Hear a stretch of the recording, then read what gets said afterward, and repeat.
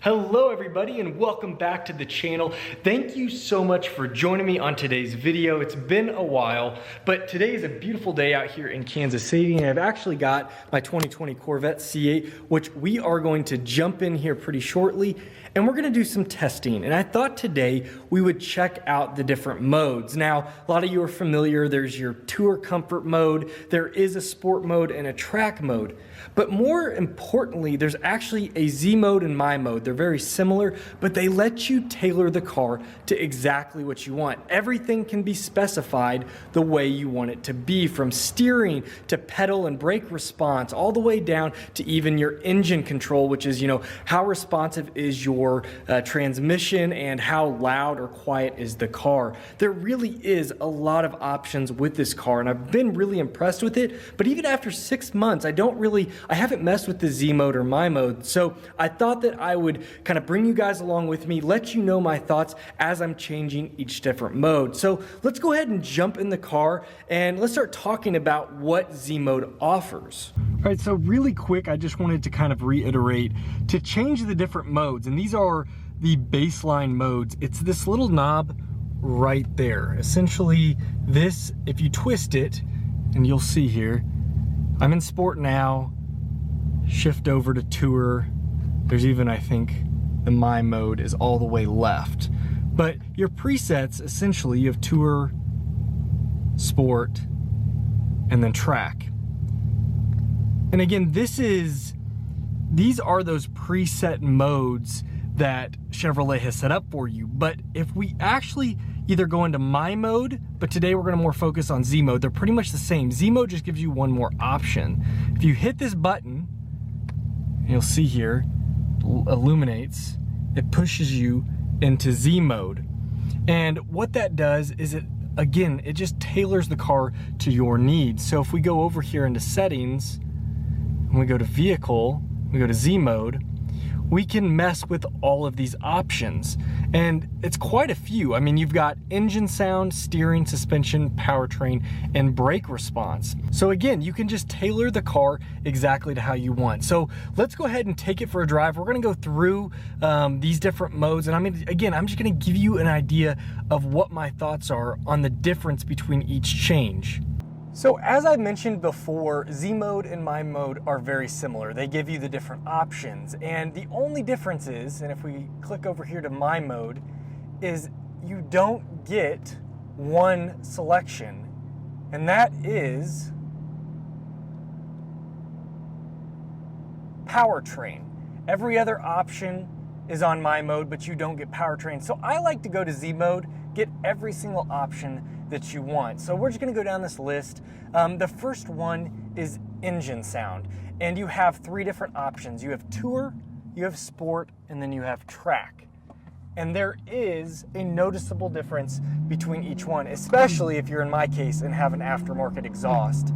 So I'm not gonna actually do a review. I can tell you that when I hit them, you hear a difference, but I have a dedicated review coming of my exhaust, and I'm going to talk about this because I'm going to give some information on how much louder the exhaust gets. If you really want to know my preliminary information on my exhaust system, you can go to my last video talking about installing my Fab Speed exhaust. But for the most part, there is a difference. So as I go through here, Tour to Sport opens those baffles up. I can actually hear it as we're driving, get louder, gets a little deeper, a little throatier.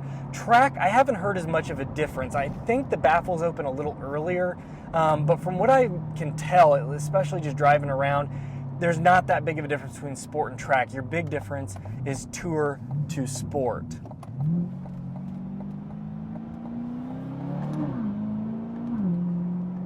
So moving on from there, the next one is steering. And steering, again, has 3 different modes. You have Tour, Sport, and Track.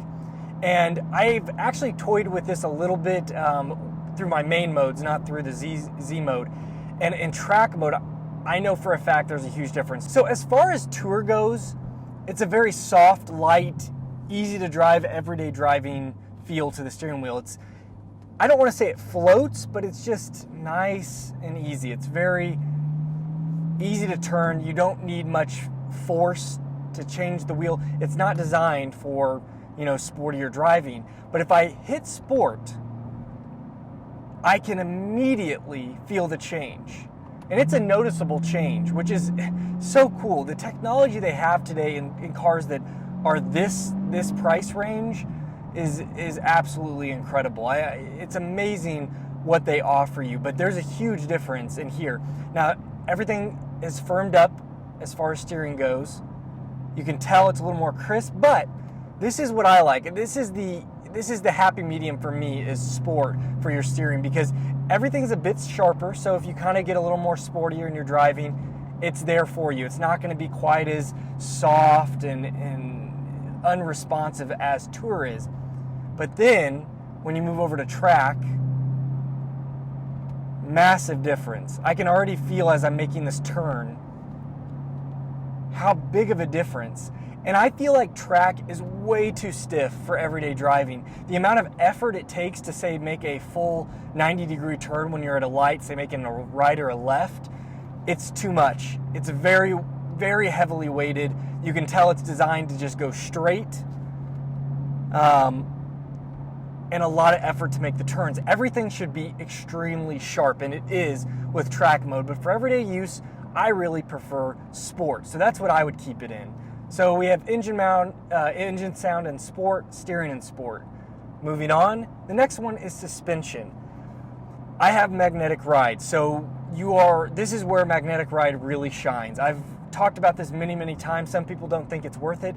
If you've never driven a car with magnetic ride, you're doing yourself a disservice not checking it out.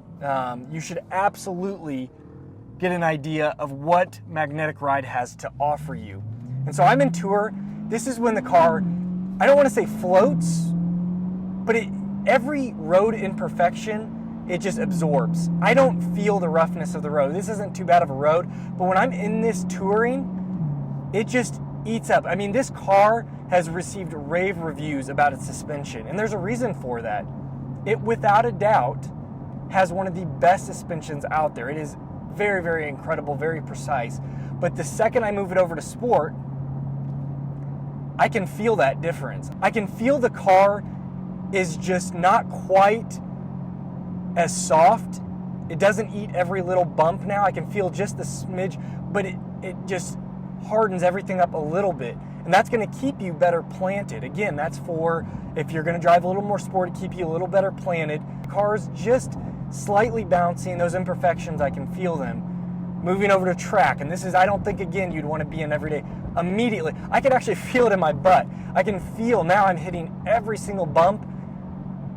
Huge, huge difference. So moving from Tour to track, from one end to the other, incredible difference. Huge, huge difference. And I'm thoroughly impressed with this system. Let's do that again, from one side to the other. It almost feels like you're going from a beautifully paved road straight to off-road. Now I'm just kind of bouncing around. It's absolutely incredible. I gotta say, if this wasn't a GoPro, you would see every bounce. The stabilization will help so that the video's not shaky, but I am bouncing for sure. There's a significant difference between those two modes. So I'm gonna actually put it back in sport. That's kind of, again, that's why I drive in sport mode a lot. That's what I like. Now, powertrain. Powertrain is the one thing that you actually have to accept the changes for it. When I was kind of making and hitting from Tour to track, it would automatically make that change. This one's a little more in depth because this actually is the response of the car in general as far as how quick is the shifts and how violent are they for your dual clutch. So right now in Tour, that means my shifts are softer. Maybe they're still incredibly quick. This transmission is so fast being dual clutch, but they're a little softer. They're not as aggressive. If I change over to sport, I actually have to back out and it will say, please apply these if you want, and I'm gonna apply. Now the car goes into just a little bit of a sportier mode, especially with, I can feel the gear shift changes a little more abruptly, maybe just a shade quicker. It's hard to tell, but they're not actually as soft. They're still crisp, but they're just a little bit more abrupt, maybe a little bit more raw feeling. Let's make it over to track. And then there is a weather. We're not going to mess with weather. But the mode has been applied, so now we're in track. And I know with this, if you are in automatic, now I'm in manual, so I'm making all the shifts, but if you're in automatic, this also is going to change how often you're going to sit higher in the rev before any changes are made for your gear shifts. But absolute, just raw gear shift changes. They're just instantaneous. We'll double down here. Gear 4 to 3 to 2, just instant.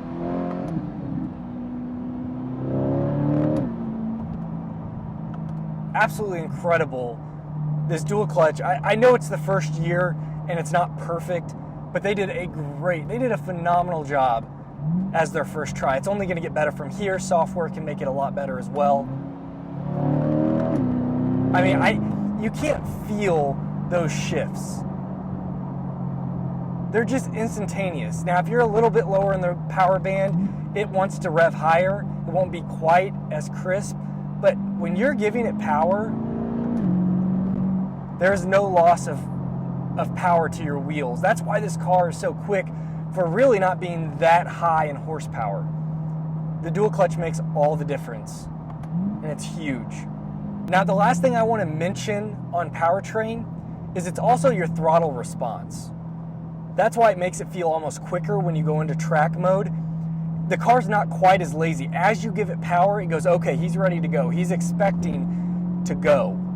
So there is a difference. If you put the power down, and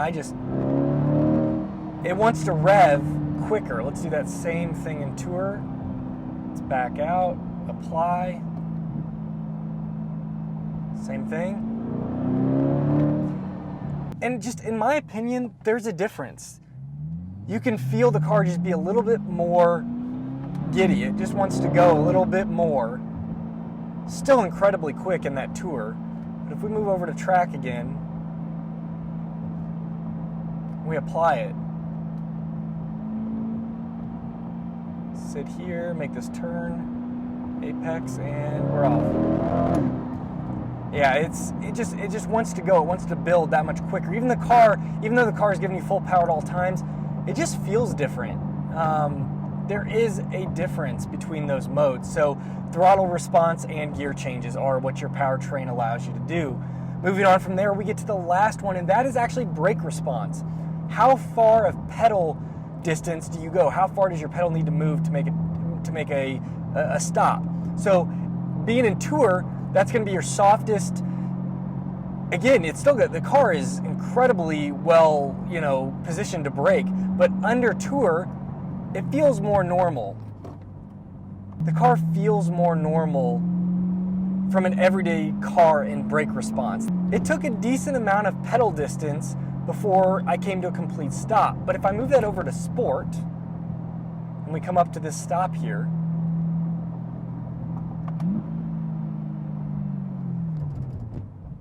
I can already tell a difference there. The brake is harder. You don't need to depress it nearly as hard to get the response you want from braking.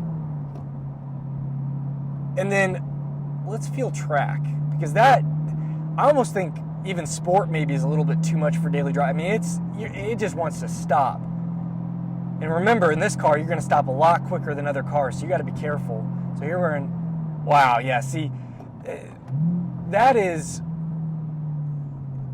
there's almost no travel distance for your brake there. It's all feel, which is what you want on the track. You want it to give you that. I'm going to stop one more time here in track. Yeah, it's huge difference. And essentially, that is what Z mode and my mode allow you to do. If you want to go and take it and be loud, you want your steering to be soft, suspension to be soft, but powertrain to be in track, and even for some reason brake to be in track, you can do that. You can set this up how you want, and all you got to do is hit your Z mode. It's absolutely incredible what this car has to offer, and not for a crazy price either. Now I know right now pricing is through the roof, but eventually, when you can buy these at MSRP, maybe even under, incredible what this has to offer. Tailored exactly to your needs. Drive it in comfort all the way to the racetrack, tear up the racetrack, and then drive it home in comfort again. Very, very cool, incredible technology, and there's a huge difference nowadays. Technology's come a long way. It's not like we're, you know, in the old Lexuses and some of those other cars, even some Hondas that had the little sport mode, you'd hit a button. Huge difference. Every aspect on here, from one side to the other, was a massive, massive difference. And that is what makes this car so neat. There's many, many reasons, but that's just one of the many factors. And just like that, we are back and very impressed. It's amazing, the different modes. There's so much to the car, more so than what I was just showing you, but just kind of a fun, interesting thing to check out. If you're, you know, checking out the car or want to buy one, now you kind of know. Anybody that owns the car, go mess with it. Go play with those different modes. Very, very cool. Don't do what I've been doing and just putting it in sport mode. I mean, that's what's easiest and probably what you can do most of the time, but that Z mode really opens the car up, especially if you have it fine-tuned to how you want it. You just hit that button and you've got it dialed in exactly what you want, all the way down from steering, pedal feel, brake response, all of that. Very, very cool stuff. So I hope you enjoyed the video. Any questions, comments, concerns, drop them below. I will try to get back to you on that. If you enjoyed the video or just want to support me, think about hitting that thumbs up. Really, really helps me and the algorithms. Also, if you're new to the channel, think about subscribing. We have tons of cool content coming, the C8, and the R8. Now the R8's still here. I know, you know, it doesn't get quite as much love on my channel as the C8. That's the new and everybody's kind of excited for it. But the R8's still very cool. Some stuff coming, a big mod coming for the R8 that's gonna really liven it up. So can't wait to show you guys that. So as always, you all take care and I'll see you next video.